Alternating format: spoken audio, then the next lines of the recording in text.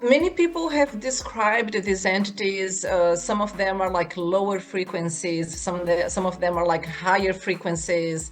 Some people describe entities that live in other planets, and then they say the Earth is a lower frequency place to, like a school, to grow.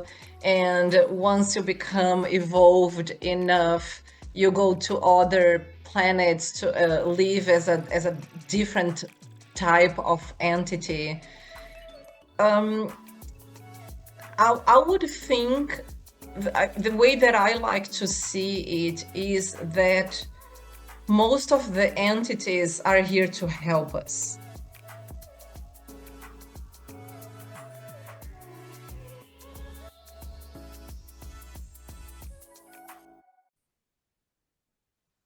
Welcome to Connecting with Coincidence. I am your host, Bernie Beitman. I'm a psychiatrist. I study meaningful coincidences, of which there are many different forms. One of the forms that they take could be considered out-of-body experiences, because how can you be out of your body and also still know that you have a body? Well, one time I was in the forest near Charlottesville, and I was very interested in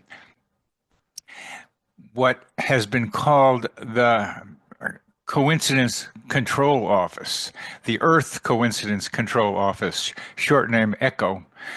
John Lilly named it that, a place where coincidences may be organized by some other related intelligence. So I wanted to go find out what it was like up there. So while I was standing out there in the forest, I went up this cylinder, and I couldn't see much except it was kind of, I was in a cylinder, and I kept going up and then ended up in a ball like this, and started looking around, and I could feel there was something going on in there, but I couldn't see it. And then I came back down again.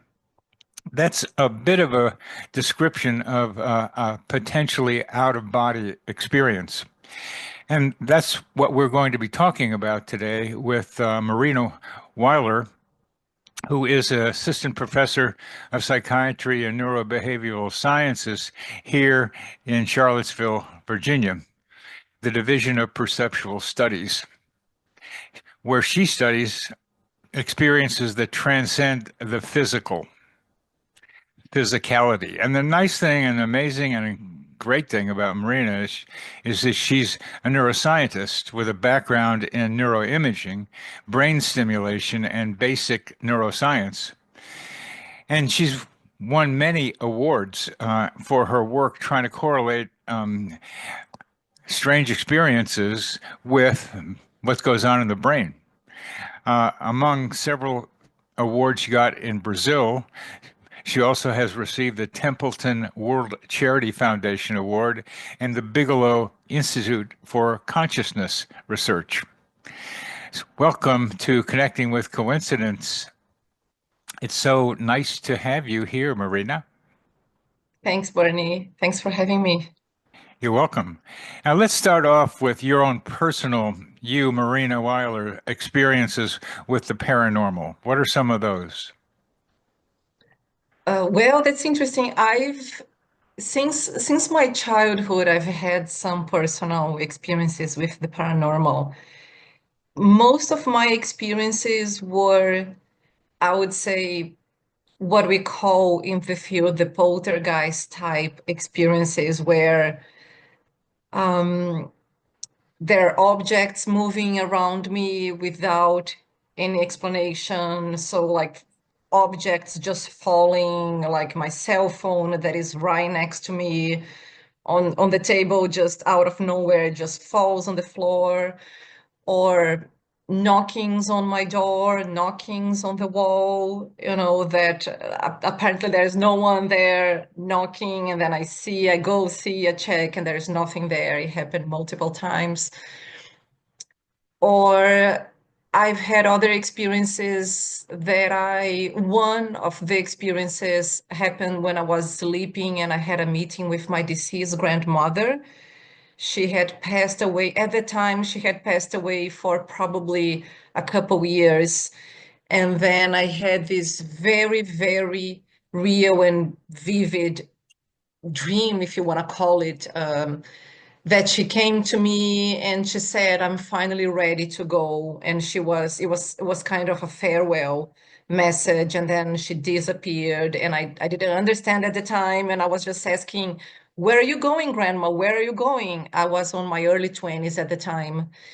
And she just wouldn't tell me. And I was really confused. But then when I woke up, I was very emotional. And then I told my mom, and my mom started crying. And she said that it possibly had any relationship with another aunt that I had, that she could never accept my grandmother's death. And she thought that now she was ready to let her go.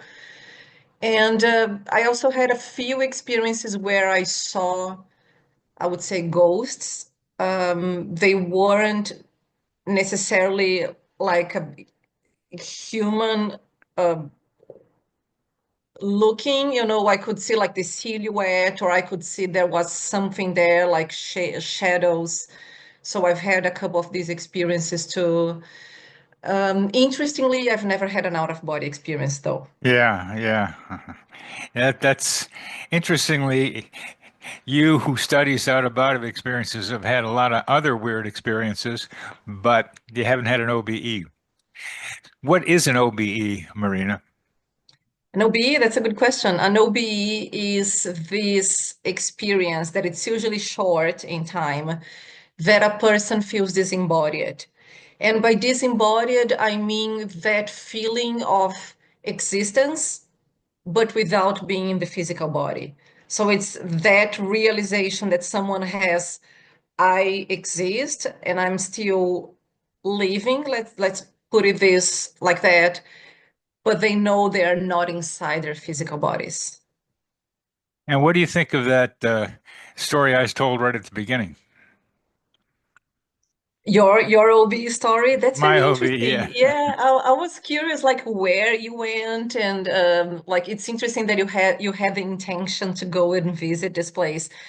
And yeah, I would say that I would call it an out-of-body experience if you felt disembodied, if you felt that you were existing at that time without being in your physical body. I would say, yeah, that's an out-of-body. And it's interesting that your experience kind of has this some mystical elements that not all OBs have. So it seems like you went through this cylinder to this mystical place and you're trying to find maybe existential answers to existential questions. And not all OBs are like that. Some OBs are more like mundane, if I could call, like people are Yeah. just sleeping or napping, and then suddenly they see themselves floating or flying, and they look down and they see their physical bodies, and it's very quick, and then suddenly they come back. Other OBs are more like profound and transformative, and what I would call spiritually awakening experiences, that people might see tunnels, people might encounter entities, sometimes non-human entities. Some other people might encounter what they call spirit guides or deceased loved ones. Other people describe having met God and unconditional love and receiving messages. So it's a very phenomenologically rich experience. Near-death experiences have many of the characteristics you just described in the latter part of your description. Yes, correct. And it's interesting because we are still kind of debating the relationship between near death and out of body I experiences. was wondering that. Yeah, Yeah, okay. and the way that I view it, and others disagree with me, is that a near-death experience ultimately is an out-of-body experience. Because Yeah. during near, so like to me, a near-death experience is an out-of-body that is happening during a medical crisis, and it has many of these mystical elements. So it would be a very profound type of OB that is happening during cardiac arrest or anesthesia, as I said, during a medical crisis. So I would say a near-death experience is an out-of-body experience because the person has this disembodiment feeling. But again, others will disagree with me, and that depends on how the person is defining an OBE. So I know that for some researchers, the OBE entails the seeing the physical body and necessarily being floating in the room and looking down and seeing the physical body and seeing the environment and seeing what I'm calling the physical reality, which to me, that's not the definition of an out-of-body experience. Oh, it isn't. No, I think that out-of-body experiences, they can have the element that people are seeing their physical bodies and they're seeing the physical Yeah, reality, and they can possibly be seeing like any type of information that later they verify to confirm. be Yeah. accurate. But Hmm. but again, that to me, that's not a definition of an out-of-body experience. An OBE is that experience that a person feels disembodied. And a person can have the disembodiment feeling in this physical reality, looking down at their physical Yeah, bodies, the yeah. environment. But other people, just like you, can go to different realms or different dimensions. They don't necessarily stay in this physical reality, or they don't necessarily see their physical bodies and the environment, but they are still an out-of-body experience. So it depends on how you look and how you define it. And for you, if you can see your physical body, it's not an out-of-body experience? No, that's not what I'm saying. I'm saying that seeing your physical body is just an element. It's Uh-huh. just a phenomenological element, a phenomenological feature that some people have, but others don't. So I don't think that seeing your physical body is a criteria for out-of-body experience. Oh. Because, Well, because again, like in your experience, you probably didn't see your physical body. You no. went to this different dimension. Bye-bye. Yeah, I know. And that's still an out-of-body experience, right? So what makes it an OB, the disembodiment feeling? Yeah. And if you can see your body, that's you're not disembodied. You could argue, but this is an academic discussion that that I know you get into at the Division of Perceptual Studies and with others, and when you do presentations. But we're not going to do that here. We're going to say that near-death experiences, especially when you go through the tunnel and the light, and you see some of your deceased relatives and run into other entities, that becomes more of an out of body experience, I'm thinking. Oh, yeah? Yeah, I mean, if that's Or, where you or want not, to go, or not. then Okay. Let's just say this stuff happens. So one of the one, one of the great things about what you're doing is respecting the subjectivity of the person's experience. And these labels, scientists like to put on stuff and the categories of stuff. It's all academic after a while. The idea is that weird stuff happens between what you might think as your own self in your own body. And that's so important part of what your research has described is what's this feeling of being in your own body? What is being embodied mean? Because that's the kind of opposite of being disembodied. So tell us about what that means to us, to you, to actually being the sense of being in your body. yeah, that's there are many theories of consciousness that use this embodiment feeling and our relationships to our bodies as a foundation.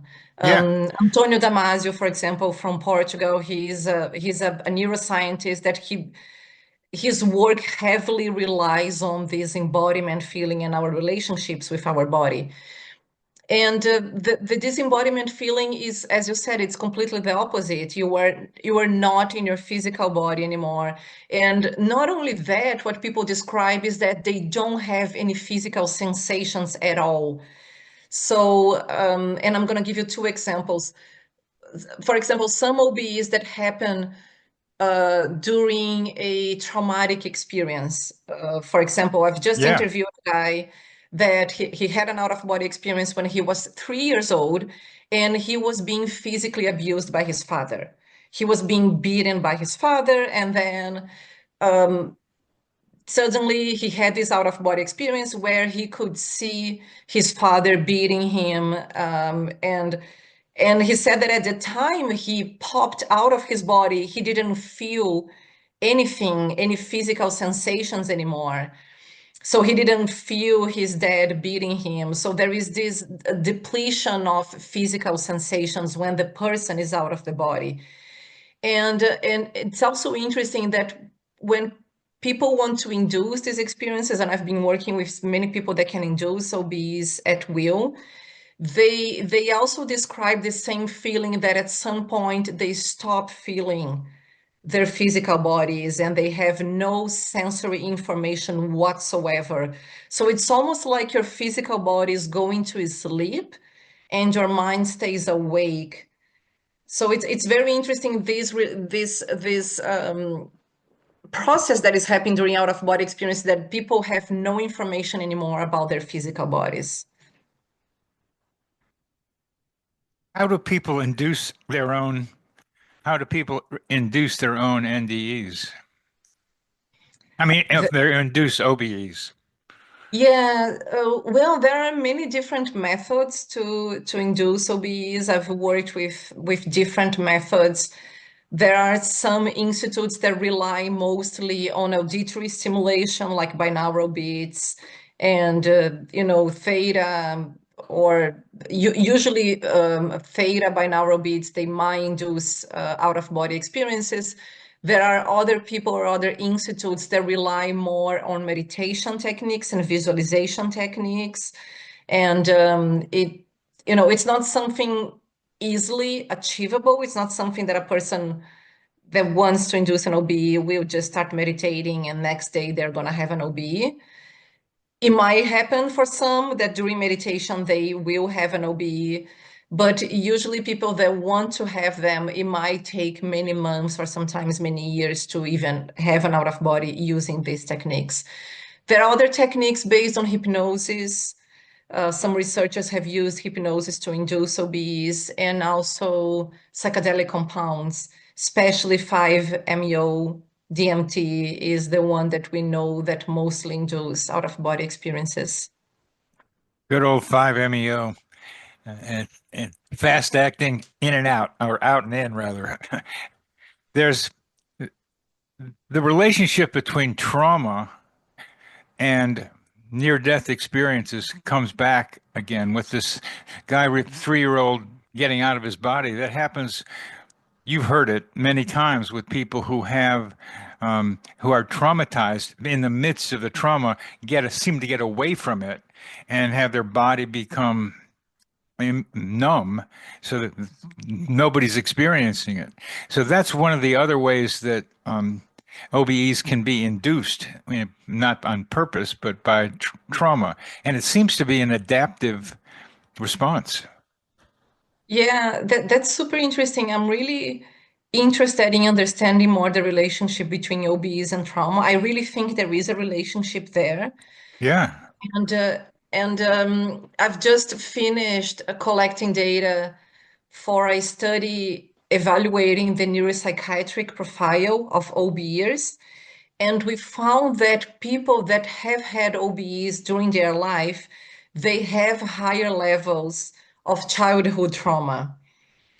And that includes psychological abuse, physical abuse, emotional abuse, and sexual abuse. And that's very interesting because I've heard multiple times from multiple people saying my OB was generated by this traumatic experience, just like you said.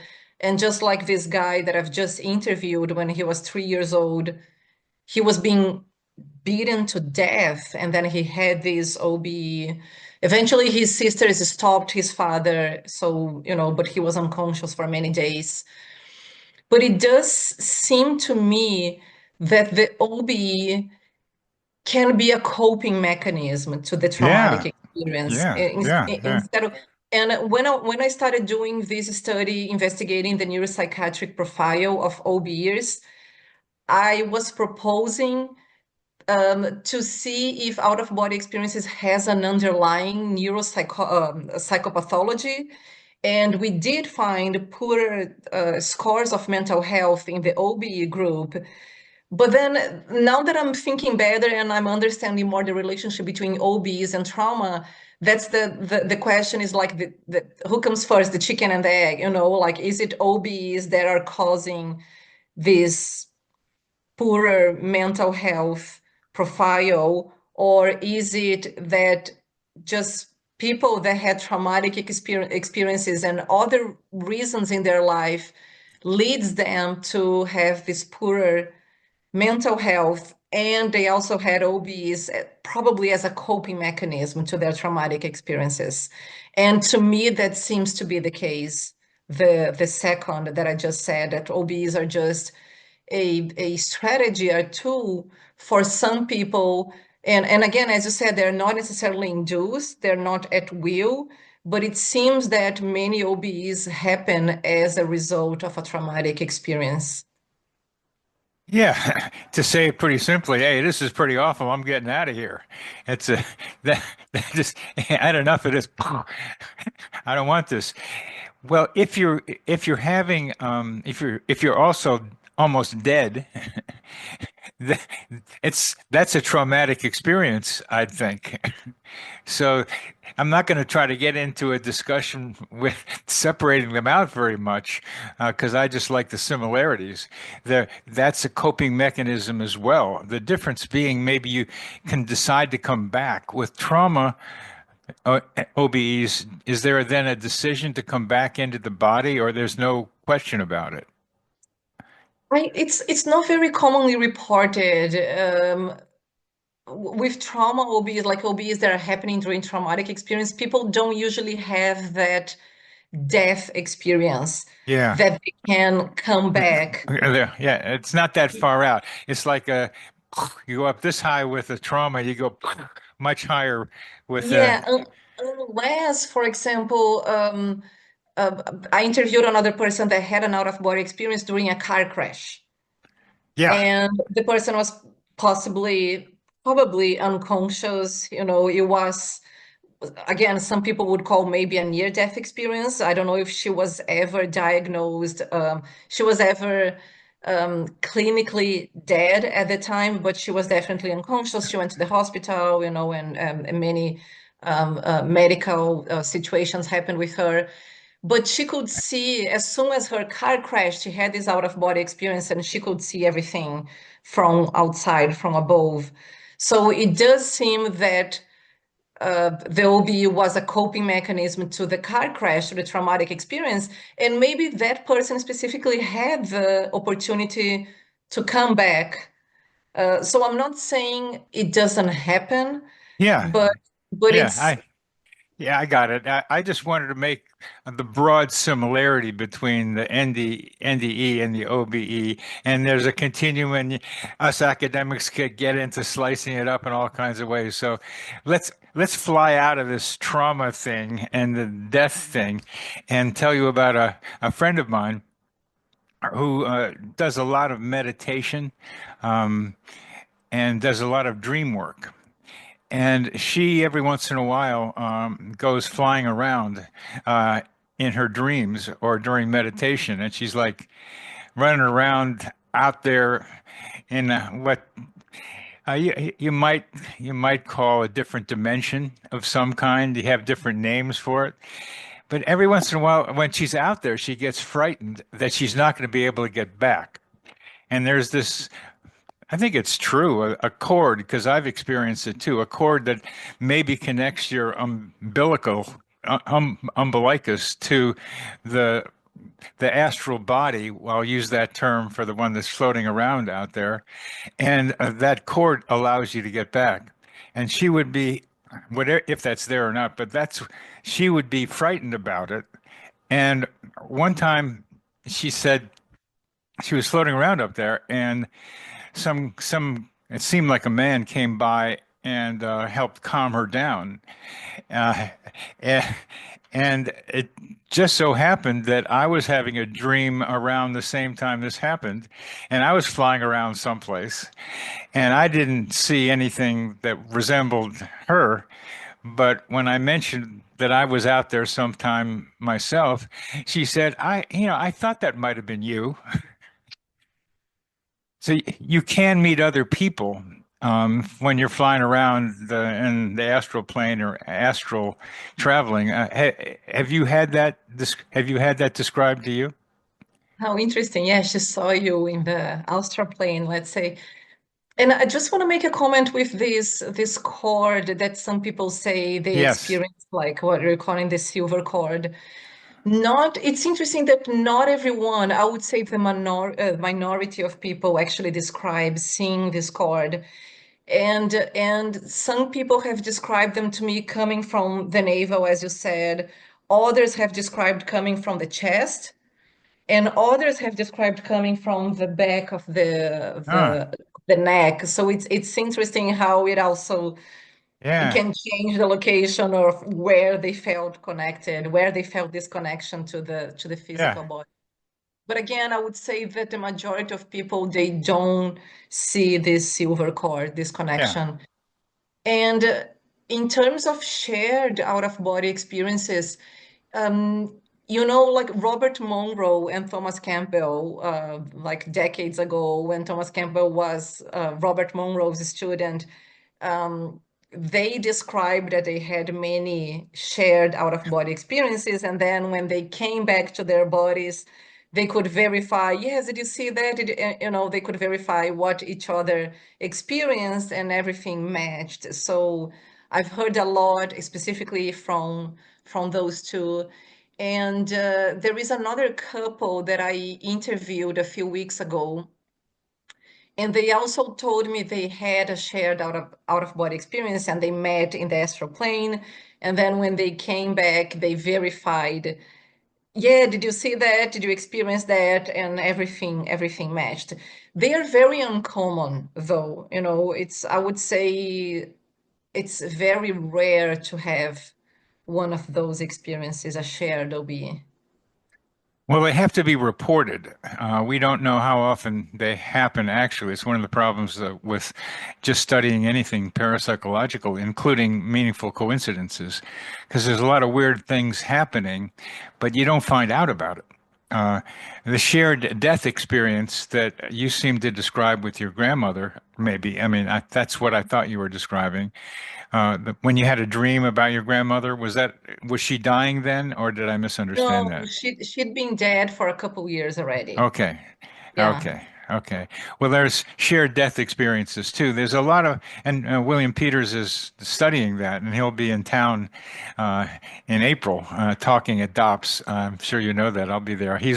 I've interviewed him on this show, and I got to him because I had an experience of simultaneously choking while my father, 3,000 miles away, was choking on his own blood and dying.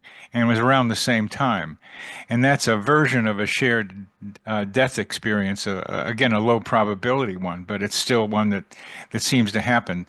So there's as we talk about OBEs and we talk about the stranger ones, I'd like to continue what we're talking about, what people call the astral traveling thing, which was it's been around for a long time where people describe being able to do that, and that's a higher level than the trauma ones that we've been talking about a bit. There's ones you can induce yourself, but would you tell us about some of the experiences you hear of people traveling out in what we might call the astral plane or a different dimension, and the kind of entities that they run into? Yeah. Yeah, as you said, people go to different dimensions and different realms.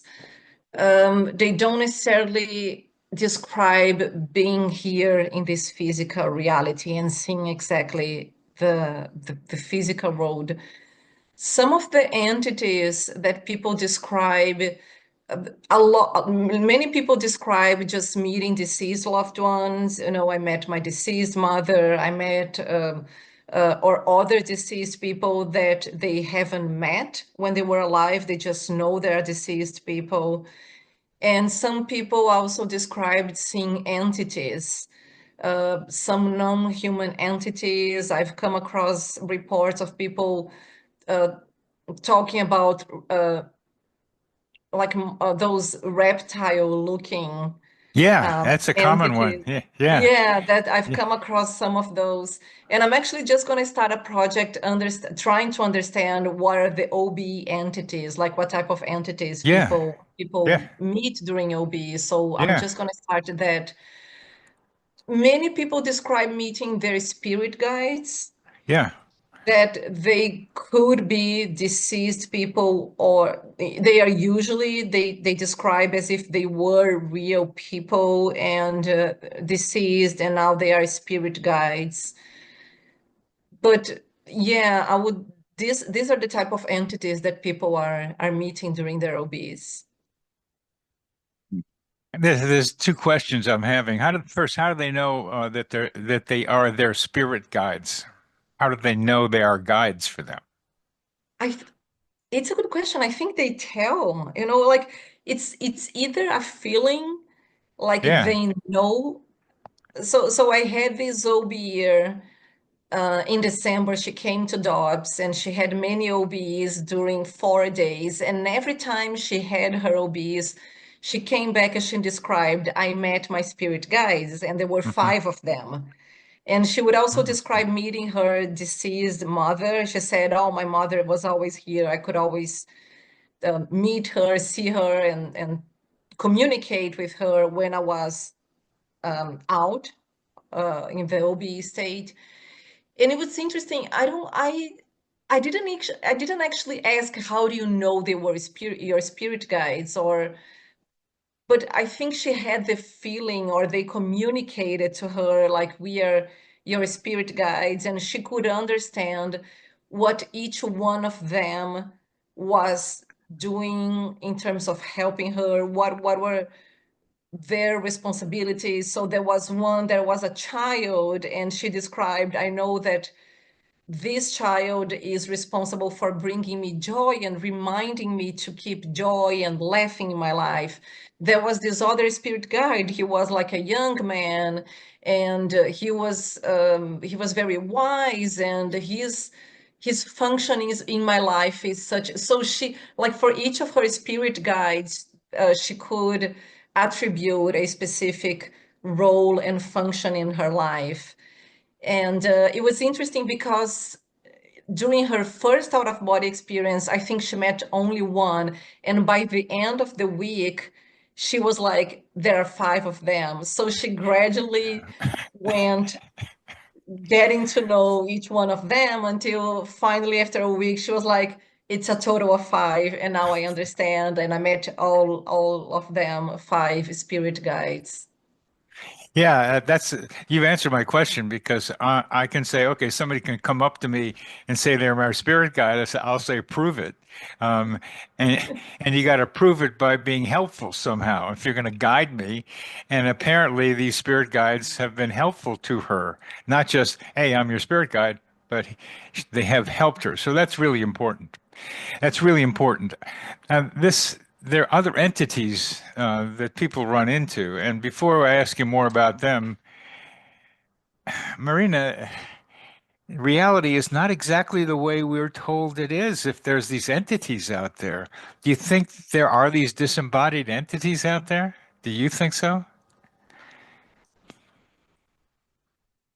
Um, Yeah, I personally think there are Yeah, entities personally. out Yeah. there. I mean, I think it's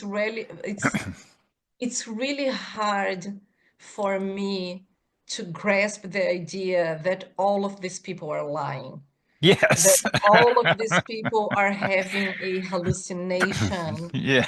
and and there are there are some studies investigating the psychedelic entities, like DMT entities, what type of entities people see Yeah. when they are under a psychedelic effect. And the, David Luke is this researcher doing research on psychedelic entities, And he found that there is a huge overlap in the entities that people are seeing during psychedelic. And these are independent reports, people all over the world, they're reporting seeing the same type of entities. Yeah. And during out-of-body experiences, again, people are saying, I met my deceased grandmother, I met my deceased loved ones, my Yeah. deceased mother, Yeah. my spirit guides. And to me, I just see no reason to think that all of these people are lying. I just don't see that way. So, I tend to take their words, and to me is like, yeah, why not? Why would they not exist? Just because of the current paradigm that we are Yeah. living, like physicalism, it doesn't Yeah. it Yeah. doesn't account for entities, or it doesn't account for anything spiritual.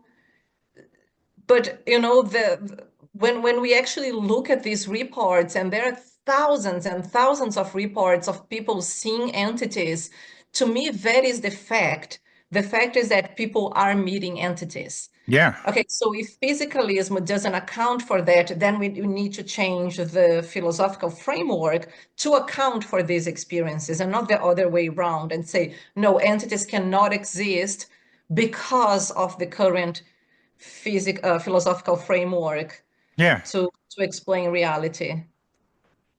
Another friend of mine says there's a big party going on up there. There's all these entities floating around, and because they're disembodied, they can like occupy the same space at the same time. So here we are in this reality saying, well, this is all there is right now, and this is what we got. And okay, okay, I'm here, and that's it.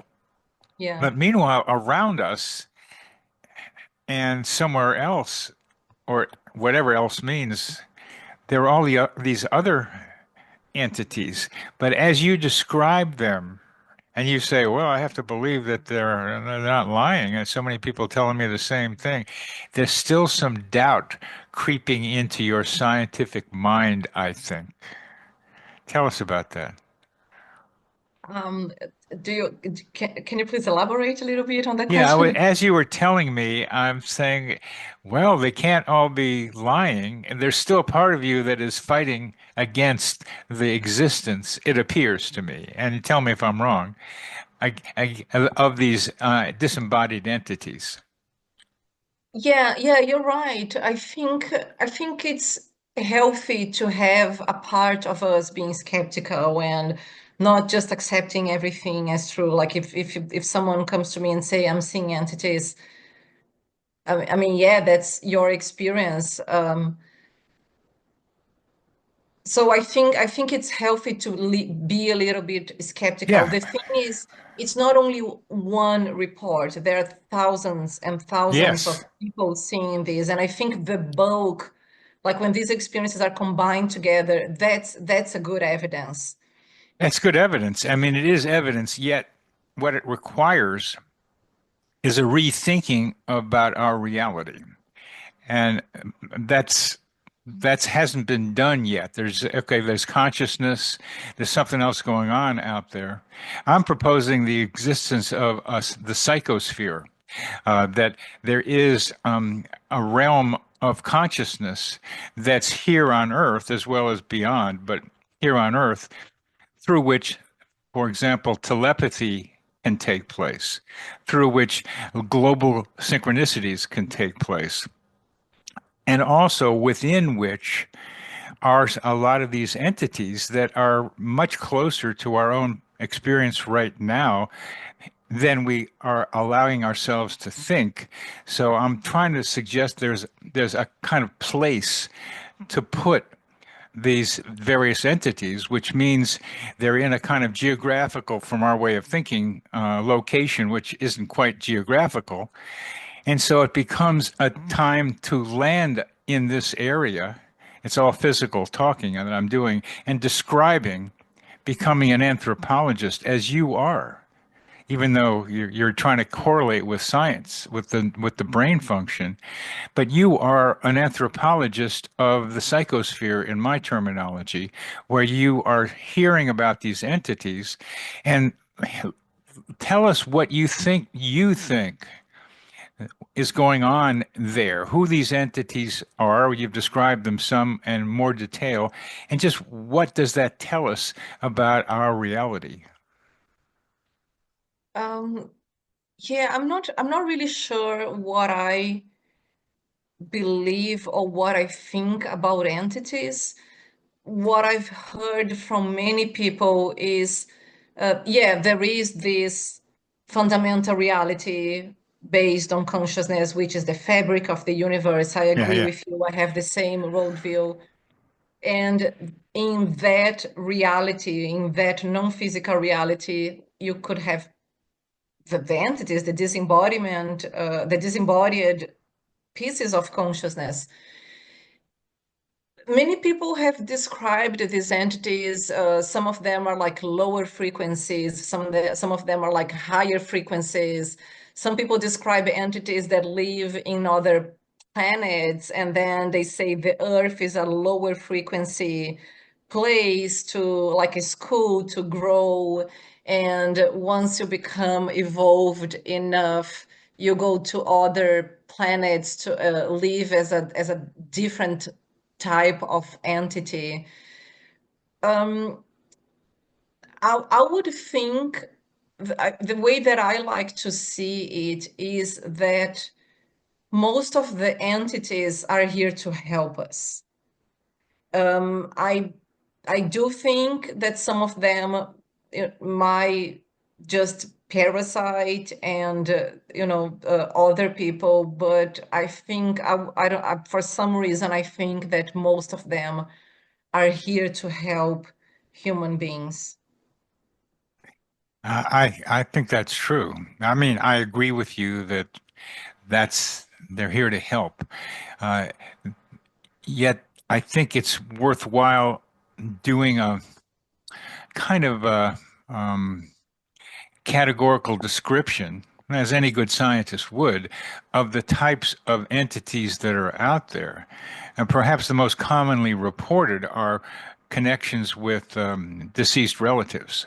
It that seems to be common, maybe the most common. And then you begin to maybe do the spirit guides idea because they tend to be for you, less like your relatives are. So you get to an increasingly wider circle of entities that we can map the terrain for. And not that they're all in a space, but they represent a space. And what are have you thought like that? And if you have, what do you come up with? I think I agree with you. Like the most reported entities would during OBs would I agree with you. I think they would be just deceased people. Again, sometimes they are familiar people, sometimes they are not.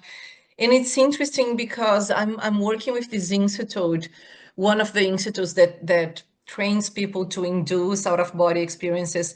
And the main reason they go out of their bodies is actually to help these entities. Oh, That really?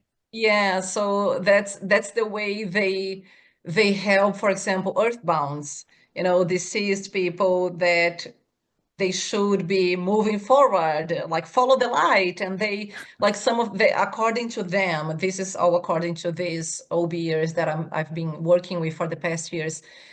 The many of these entities, they don't even know they are dead. Yeah, So that's why they're still trapped in this earth reality, this physical yeah. reality, and they go out of their bodies to tap into this dimension so they can meet these entities and help them um, move forward. Like you are dead. Just go live Hey, wake your up, you're dead. afterlife. Wake up, you're dead. Okay. Go Okay, live well. your afterlife. Yeah, so that's interesting, and that's definitely the most commonly reported entities is like deceased people. Who have not, who deceased people, but there's a subgroup that don't know they're dead. And some of that subgroup becomes what a friend of mine calls gluons, where they glue on to somebody else's psyche and they become attached, and people try to get them to go. I had a patient who went to Brazil and Peru to try to get people to help him release this thing that was stuck on him. And he couldn't do that. He ended up, I think, in part because it was still with him, to committing suicide. I, I, can you, is that another experience you have? People report these gluons or whatever you call them. Yeah, and it's interesting because there are other authors from the parapsychology authors that they say that these gluons they might get attached to specific behaviors that people have in Earth, Yeah. like drinking or smoking or any kind of addictions or maybe overly, sexual behaviors or anything that they would think it's like a lower frequency, that could be like one of these gluons or a parasite, like a deceased person who is still attached and feeding on that And feeding type on that. of that Yeah. behavior. Yeah. Yeah. And Yeah. feeding on So, that. mhm. Well, that's what other, in your experience now, besides people who don't know they have died, and people who know they've died who are here to help. For example, I'm doing the synchronicity thing a lot, and I'm pretty sure Carl Jung is like helping me out doing this stuff. I could get in touch with Jung a little bit sometimes in doing this because I'm just continuing what he started in a broader scale. So there's some who are out there who are still attached, but want to be able to help not only the individual, but help some individuals do what they're here to do on Earth. So that's still another form of helping. But what other entities, like the lizard versions and the DMT guys, I mean, they come up with the same guys, a lot of them. Tell us about some of the other, let me say, characters that are running around in, I'll call it the psychosphere. Yeah, like it's interesting because I was listening to David Luke's interview. He is the researcher that researches DMT entities. And he was saying that many people report saying this giant um, mantis like praying mantis. Praying mantis, yeah, yeah. Yeah, and it was interesting because he was like, I don't understand why, but many independent people are having the same type of experience. They're seeing this giant bug, and I have like I don't think he I don't know if he understands truly what the meaning of this is, but this is something commonly reported during DMT. I haven't come across such like encounter with entities like that during OBEs. As I told you, it's more like deceased people and the reptilian-like. Um, it's interesting that there is a researcher. He's clinical psychologist. His name is Jeremy Mazinski, and he's been studying entities that are supposedly attached to schizophrenic patients. And he's been studying the voices that schizophrenic patients report for the past 30 years. Oh. That's super interesting. And Yeah. after talking to patients and understanding exactly what the voices are saying and the circumstances and the conditions and how these voices are changing the patient's behavior, he he is one of these researchers that puts forward the hypothesis that the voices are actually parasites, energetic parasites they are parasiting the patient. So instead of seeing schizophrenia as this brain generated hallucination that you are hearing voices, it could just be a type of condition that people are being parasited by these energetical parasites. And that in turn leads to the cognitive decline and everything else that you see during schizophrenia. But maybe there is a spiritual cause related to like many of these psychiatric disorders that we see nowadays. I don't think necessarily many of them are generated by the brain. To be honest, I do believe that many of them could have a spiritual cause. Yeah. And when you say spiritual cause, what do you mean? So, for example, I do not rule out the possibility that schizophrenia could be. Oh, um, beside any beyond that, spirit, literally. Um, it, so mental, you're talking about psychiatric illnesses, perhaps. I hear voices. There are a lot of well-known people who have heard voices, Winston Churchill being one. Bruce Grayson has a whole list of them, of people who have heard, who hear voices. I get guidance from these voices and sometimes don't think they're really from me. So there's this positive side of these voices as well. What do you think of that? yeah, I mean, I really think it could be happening. I have the same feeling that I think sometimes other, like something external to me is guiding my work. I truly think sometimes these ideas just pop up in my head out of Yeah. nowhere and they don't seem to be mine. And I have the feelings like someone is putting these ideas into my head, and a lot of them are related to my work, which I personally like a lot. And yeah, I mean, I have the same. I'm laughing because that happened to me this morning. Uh, I'm looking at global synchronicities, and one of them was farming occurred around the same time in human development in different places with no obvious connection among these different places. So I woke up this morning and I said, "What about pyramids?" Because they showed up in a lot of different places too. And that one, that was, I could follow the logic, but that was kind of like put into my head. So I played around with that this morning before I started talking with you, and I came up back to something that I'd started doing to begin with. A pyramid in a structure in a society is a representation of power, with the king on top or the emperor or somebody or a religious person. And we live with power pyramids in this reality right now in most of the world. So I thought maybe the power pyramid became into existence when societies became more pyramidal in their power structure. And I mean, I followed it myself, but I was like, "Wow, that's pretty interesting." So it's great, it's fun to learn stuff this way, and that's I'm sure you do that. You get this idea in there, and you say, "Boy, I'll follow this one down." And I think they give us these ideas because they know we're curious and we want to know what's going on here, so we follow them down, and that's why we get them, I think.